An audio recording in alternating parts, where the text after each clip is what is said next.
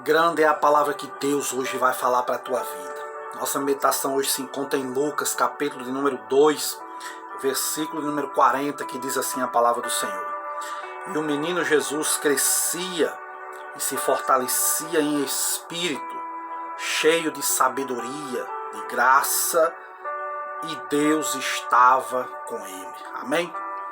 Meus queridos irmãos, o capítulo 2, a partir do versículo de número 39 de Lucas, tem por epígrafe o menino Jesus no meio dos doutores de Israel. A Bíblia diz que na festa da Páscoa, seus pais levaram Jesus para a festa da Páscoa. Jesus era um menino que estava crescendo, se fortalecendo no espírito, em sabedoria. E a Bíblia diz que a graça do Senhor nosso Deus estava sobre ele. A Bíblia diz que Jesus já era de aproximadamente 12 anos de idade. Segundo o costume, todo judeu tinha que subir para a festa da Páscoa. E a realidade é que quando termina aquela festa da Páscoa, José e Maria voltam para a sua cidade e Jesus fica em Jerusalém.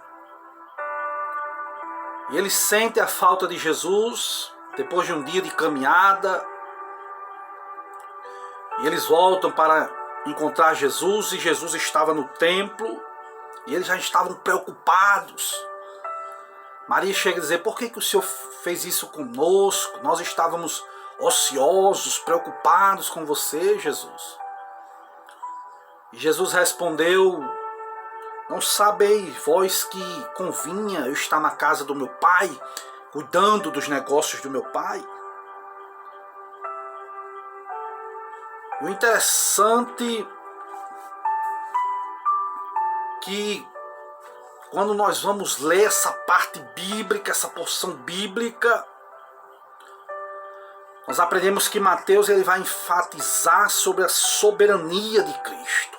Marcos vai destacar sobre os seus atos, sobre os atos de Cristo. João vai ressaltar a divindade de Cristo. Mas Lucas, o doutor, o médico, vai mostrar um Deus homem, um homem perfeito, porém isento de pecado. A realidade é que Deus, Jesus, se fez filho do homem, a fim de que os homens se tornassem filhos de Deus, para a glória do Senhor Jesus. Jesus foi uma criança que cresceu normalmente como as demais crianças, brincando, pulando, saltando, segundo os costumes judaicos. Jesus crescia espiritualmente, mentalmente, fisicamente. E a realidade é que fisicamente Jesus era um menino de 12 anos que deixou atônitos os estudiosos pelo seu grande conhecimento demonstrado acerca das Escrituras. E olhe que para deixar um judeu atônico tem que ser muito sábio, porque os judeus são homens sábios. Jesus espiritualmente possuía um testemunho íntimo de que era o Filho de Deus, de que era o Messias aguardado para a glória do Senhor Jesus. Existiam 3 festas principais entre as festas judaicas, que era a Páscoa, o Pentecoste e o Dia da Expiação. E era uma ordenança obrigatória somente para os homens participarem da Páscoa. Mas um homem muito bem conceituado, o Rabino Hillel, recomendava a presença das mulheres também na Páscoa, a maior festa de Israel. E Jesus foi levado pela primeira vez àquela festa, por talvez já se aproximar dos seus 13 anos, onde o judeu já atingia a maioridade. Nessa idade de 13 anos, celebrando de forma formal o evento ali da sua maioridade. Vemos que Jesus foi separado dos seus pais. Ao invés de Jesus se reunisse ao grupo de peregrinos para a viagem de volta, Jesus foi para o templo adorar o nosso Deus. O fato dele ter ficado atrás, sem que seus pais soubessem, indica que Jesus vivia de forma livre, na companhia dos meninos. Eram formadas caravanas para ir para essa festa. Jesus, como criança, tinha convívio com os jovens, com os amigos, com os parentes. E os pais acreditavam que Jesus estava no meio da multidão, mas não estava.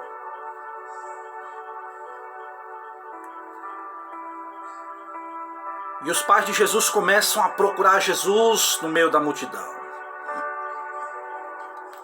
E a realidade é que as pessoas nesses últimos dias estão preocupadas e atônicas porque têm procurado Jesus onde não deve se procurar. No meio da multidão, por exemplo, o humanismo ensina que o homem é o centro de todas as coisas, é o centro do universo. E Jesus não está no humanismo. Jesus não está também no liberalismo, que é um sistema que afirma que o homem em si mesmo é bom, é puro, é justo. E Jesus não está no liberalismo. Existe o materialismo que afirma que a filosofia deve explicar os fenômenos por meio de mitos religiosos. Não, mas pela observação da própria realidade. Jesus não está no materialismo. Existe o panteísmo, que é do grego pan, que significa tudo, todas as coisas, e tel, Deus, que diz que Deus é tudo. Deus não é uma árvore, Deus não é o sol, Deus não é a terra, não. Deus é o Criador de todas essas coisas. As pessoas estão procurando Jesus no pluralismo, que diz que para cada mundo existe um tipo de Deus diferente. Jesus não está no pluralismo, não. Jesus não está no politeísmo, que é uma crença em mais de um Deus, não. Jesus muito menos está no positivismo religioso, que ensina que nada há de sobrenatural ou de transcendente, e existe sim um Deus todo-poderoso que está além do tempo e do espaço, sim, um Deus atemporal. Pessoas que querem explicar Deus através do racionalismo, através da sua própria razão. Pessoas que querem explicar Deus através somente do cientificismo. Não. Quantas pessoas não estão procurando Jesus no meio da multidão de vãs filosofias, religiosidades, e Jesus muitas vezes não está no meio dessas coisas, e as pessoas estão preocupadas.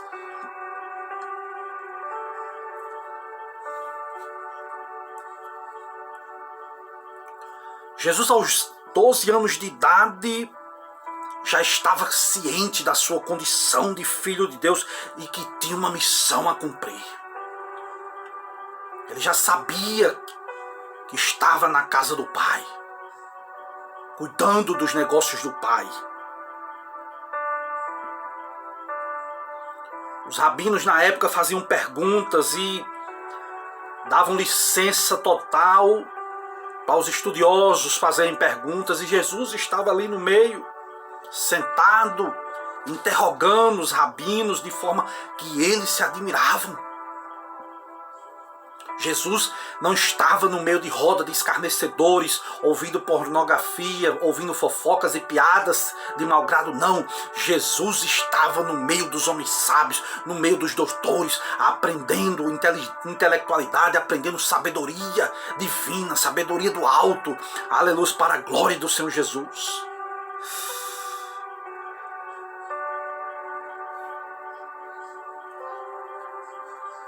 Quando os pais de Jesus chegam dizendo: nós estávamos atônitos, nós estávamos preocupados, Jesus.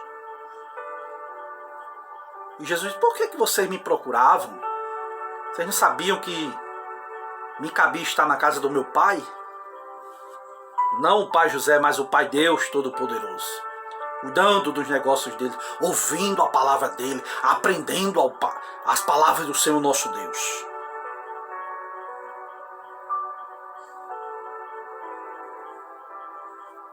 Jesus estava no lugar certo, aprendendo com homens de Deus para a glória do Senhor Jesus.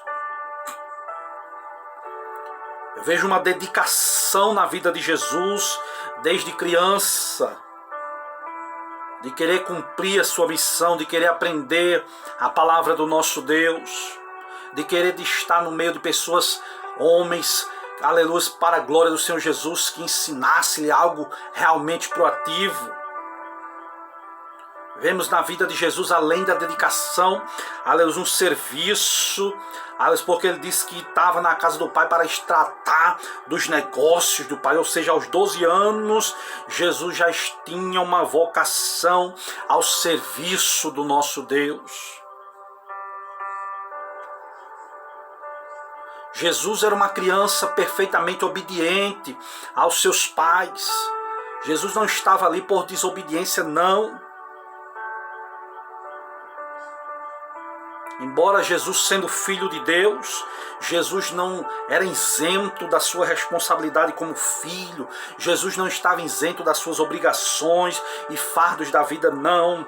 Ainda na agonia da cruz, a Bíblia diz que o próprio Jesus se preocupou-se com Maria quando olhou para João e disse: mulher, eis aí teu filho. Dizendo que ela cuidasse de João e João cuidasse dela. Vemos que Jesus cresceu de forma natural. E só Lucas vai mencionar esse crescimento de Jesus. Em estatura, em graça, em conhecimento. Estatura, Jesus crescia de forma física. Muitas vezes vemos pintores esculpindo Jesus, pintando Jesus de forma pálida, doentio, mas a Bíblia diz que Jesus crescia em estatura. Vemos um crescimento mental na vida de Jesus, em sabedoria. Um gigante pode ser muitas vezes mentalmente retardado, sim, aleluias. Mas o Senhor crescia em conhecimento, melhor ainda na capacidade de aplicar este conhecimento. O que é aplicar o conhecimento? É a sabedoria. Jesus crescia de forma espiritual, quando a Bíblia vai dizer que Jesus também crescia em graça para com Deus. A graça do nosso Deus estava sobre a vida de Jesus Cristo de Nazaré, para a glória do Senhor Jesus Cristo. E aqui eu vejo alguns ensinamentos práticos. Em primeiro, aleluia, as pessoas que estavam procurando pelo Cristo perdido. Aleluia, quantas pessoas estão procurando por esse Cristo perdido nas multidões, nos caminhos. Aleluia, na realidade Jesus mora em cada um de nós. A Bíblia diz que nós somos morada e templo do Espírito Santo de Deus. Aonde é, meu amigo, que Jesus foi perdido? Jesus foi perdido numa grande cidade, numa celebração religiosa, afinal de contas era Páscoa. Jesus foi perdido, aleluia, ali no meio da multidão. Assim a nossa vida, na corrida das experiências diárias, no turbilhão dos deveres, muitas vezes podemos desapercebidamente perder a presença de Cristo. Muitas vezes estamos preocupados com a liturgia do culto, preocupados com roupas, com veste. Muitas vezes que nem Marta, quando Jesus disse: Marta, Marta, tu te preocupa com muitas coisas, mas Maria escolheu a boa parte. E estamos perdendo Jesus no meio da multidão, dos afazeres da vida, das preocupações na internet. Jesus está perdido e precisamos encontrar Jesus o mais rápido possível. Como é, irmão Júlio, que Jesus foi achado? A Bíblia diz, meus irmãos, que Jesus foi achado no templo. Quer achar Jesus, vá para o templo. Quer buscar Jesus, vá para o templo.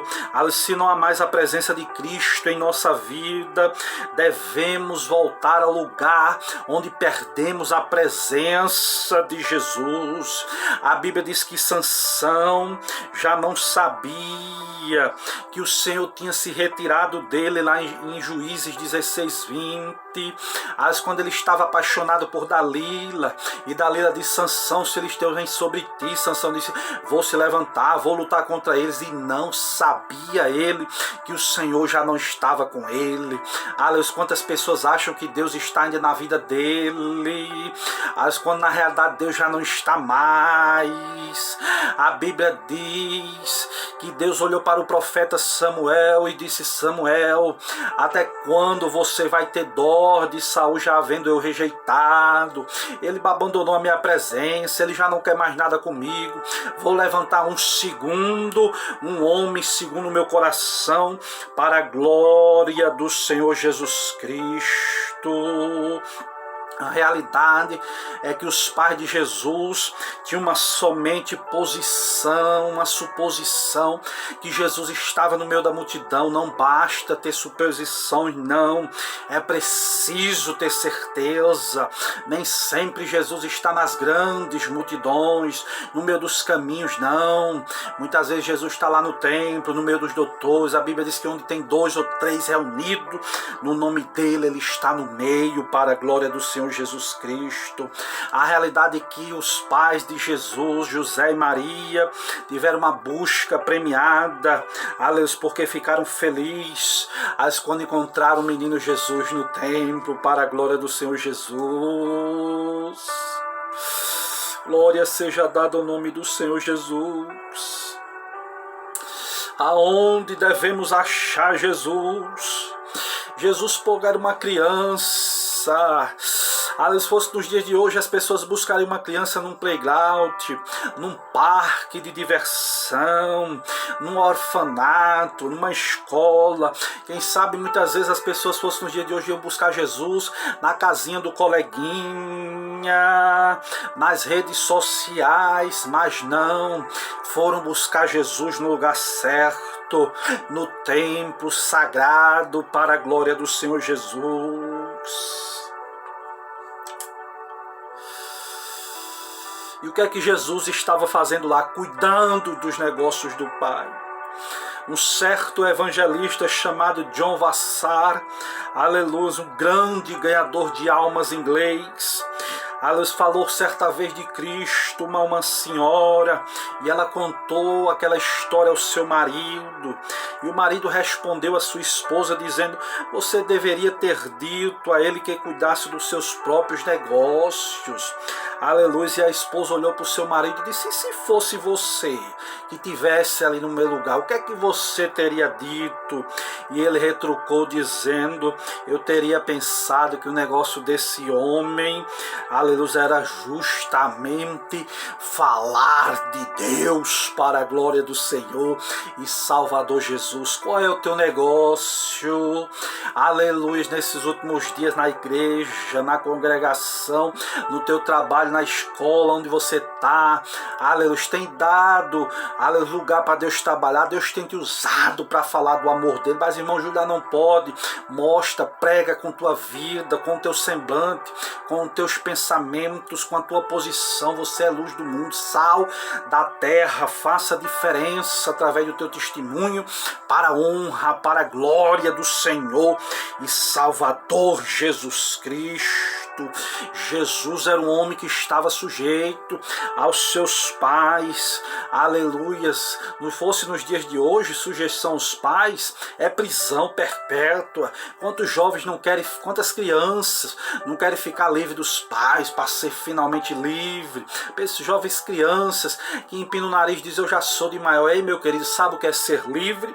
A verdadeira liberdade é poder cumprir com os teus deveres, aleluia, obedecendo teu pai, obedecendo a tua mãe. Cumpra com seus deveres, cumpre com as tuas responsabilidades. Isso é a verdadeira liberdade. E aqui eu vou encerrar esta palavra do Senhor nosso Deus. Uma certa vez, um teólogo disse que uma folha morta caindo de um galho, aleluia, ela pode fazer o que lhe apraz. Por quê? Porque é uma folha morta. Aleluia, ninguém se importa para onde ela vai, para onde o vento vai levar. Por quê? Porque é uma folha simplesmente morta. Ninguém está preocupado onde essa folha vai cair quando ela cai de uma árvore seca. O grande planeta Terra, por exemplo, aleluias, porém viajando ao redor do Sol, toma muito cuidado para não sair do seu caminho.